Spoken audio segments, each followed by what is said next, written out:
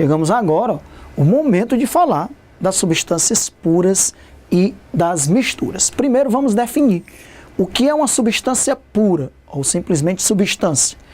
É um tipo de matéria que apresenta a mesma composição em toda a sua extensão.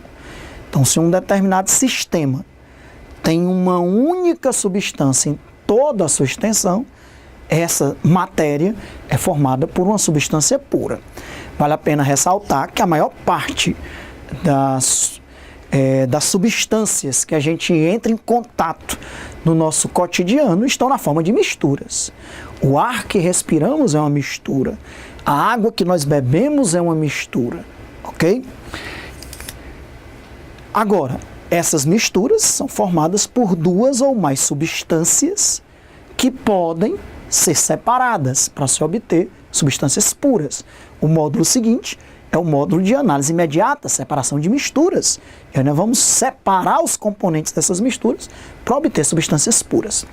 Então, essa substância pura, uma substância pura é constituída por unidades iguais, que podem ser moléculas, como por exemplo, H2O, água pura, CO2, gás carbônico, e por aí vai. Ou aglomerados iônicos, como os compostos iônicos, NaCl, Na+, e Cl-, cloreto de magnésio, Mg2+, 2Cl-, ou átomos isolados, como os gases nobres, hélio, neônio, ou até mesmo átomos formando um sólido, como no caso dos metais, átomo de ferro, átomo de prata, tá bom?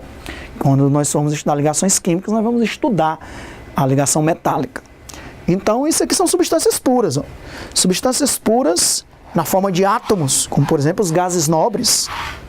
Substâncias puras na forma de moléculas, no caso aqui moléculas diatômicas, formadas por dois átomos iguais, como por exemplo o O2.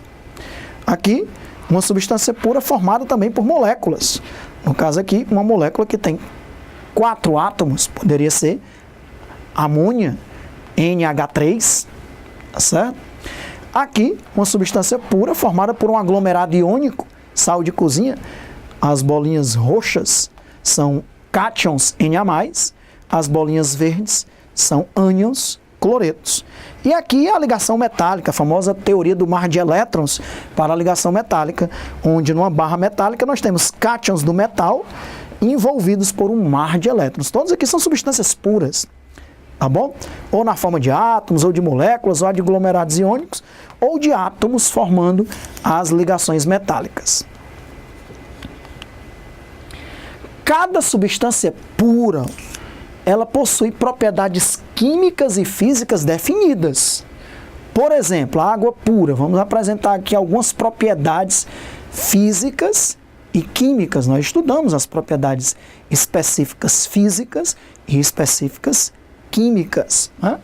Ponto de ebulição da água, 1 atm, 100 graus Celsius. Ponto de fusão da água, 1 atm, 0 graus Celsius. Densidade da água, 1 atm, 4 graus Celsius, 1 grama por ml. Propriedades organolépticas, cor, incolor, cheiro, inodora. Sabor, insípida. Pouco reativa, propriedade química, pouco reativa, atua muito mais como solvente. Não sofre combustão, seriam as propriedades, algumas físicas, outras químicas, outras organolépticas da água.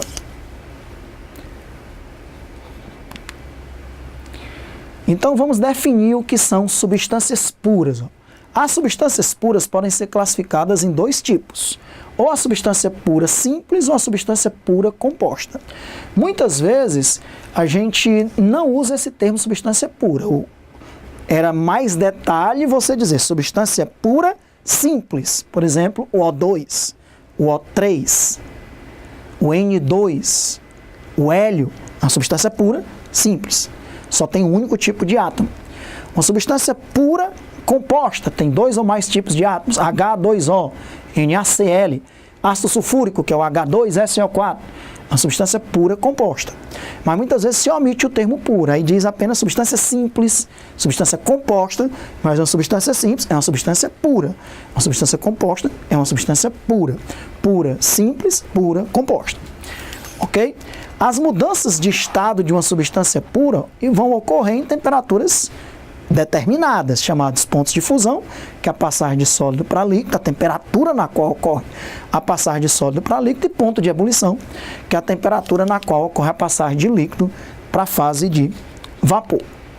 É muito importante, você saber identificar o gráfico de aquecimento de uma substância pura. Isso cai muito em prova. Nós vamos ver 4 tipos diferentes de gráfico. Como é o gráfico de aquecimento de uma substância pura, como é o gráfico de aquecimento de uma mistura qualquer, depois de uma mistura eutética e de uma mistura azeotrópica. Você tem que saber a diferença dos 4, tá bom? Qual é a primeira característica fundamental do gráfico de aquecimento de uma substância pura? Ele apresenta 2 patamares, onde a temperatura permanece constante. Você tem aqui, temperatura versus o tempo em minutos. Então, vamos imaginar aqui a água. Então, eu começo a aquecer a água sólida. Quando chega na temperatura de 0 graus Celsius, ela sofre fusão. Durante a fusão, a temperatura é constante. Durante a fusão, coexistem 2 fases, a fase sólida e a fase líquida. A fase sólida está diminuindo, a fase líquida está sendo formada. É a passagem de sólido para líquido. Depois que todo o sólido tivesse transformado em líquido, tivesse sofrido fusão, aí agora a fase líquida vai aumentar a temperatura, até chegar no ponto de ebulição. Na temperatura de ebulição, a temperatura volta a ficar constante. Na temperatura de ebulição também existem 2 fases, a fase líquida e a fase de vapor. A fase líquida está diminuindo a sua quantidade, a fase de vapor está sendo formada. Enquanto tiver líquido, a temperatura permanece constante. Depois se forma todo o vapor, aí a temperatura volta a subir. Então, antes do ponto de fusão, nós só temos a fase sólida. Durante o ponto de fusão, nós temos as fases sólida e líquida. Depois do ponto de fusão, nós só temos a fase líquida. Durante o ponto de ebulição, nós temos as fases líquida e vapor. E depois do ponto de ebulição, nós só temos a fase de vapor. Dizer ponto de fusão constante, esse constante é quase um subir para cima. Porque se é um ponto, a temperatura é constante. Ponto de fusão, ok. A rigor não precisa dizer constante, mas geralmente se diz ponto de fusão constante.